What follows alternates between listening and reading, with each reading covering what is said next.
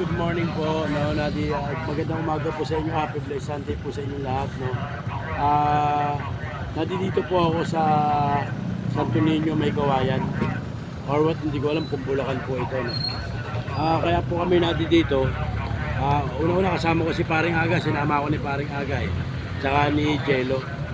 So shoutout sa mga kaganitang at sa mga kabarangay natin dyan sa Gulod. Shoutout sa inyo. At kila Jeric, shoutout sa iyo ha. Ipapa-shoutout ka sa akin ha. So ganito. Kaya po kami nandito no, upang mamili rito sa Burautan ni Boss Donald sa Emma Town Center no. Diyan po kami ngayon. Kaya po kami dito, bibili po kami ng mga accessories motor parts na tinatawag. Kaya po kami nandito. Ito po ay Burautan sa murang halaga, murang presyo ng mga accessories ng motor. So ngayon, para pakita ko sa inyo yung mga tao, ito yung mga tao. Ayan o, tapos di ba?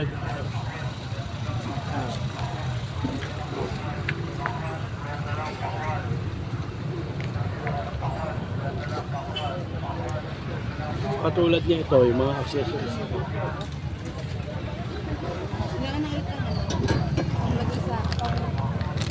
Ito tawag dito, parang ano to eh, syakata ng motor to.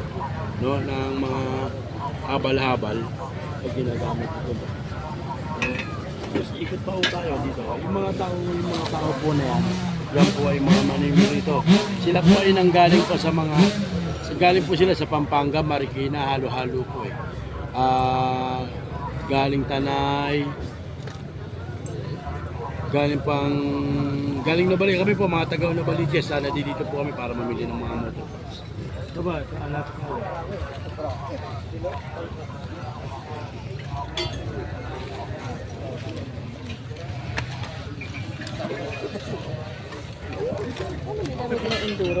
O, tulad niya ito, mga side mirror. Side mirror to, di ba? Ayan, mga side mirror. ito yung mga nabibili rito. O, dyan. May mga debola to, sa bola ng ano to eh. Makina ng motor eh. No? Tapos handle grip. Ito po yung handle grip sa motor. Ito, mabibili nyo lang rito sa halagang 50 pesos. No? Kaya po kami nandito dahil talagang mura. So paano, magandang umaga sa inyo. Shoutout sa Nitang. How are you?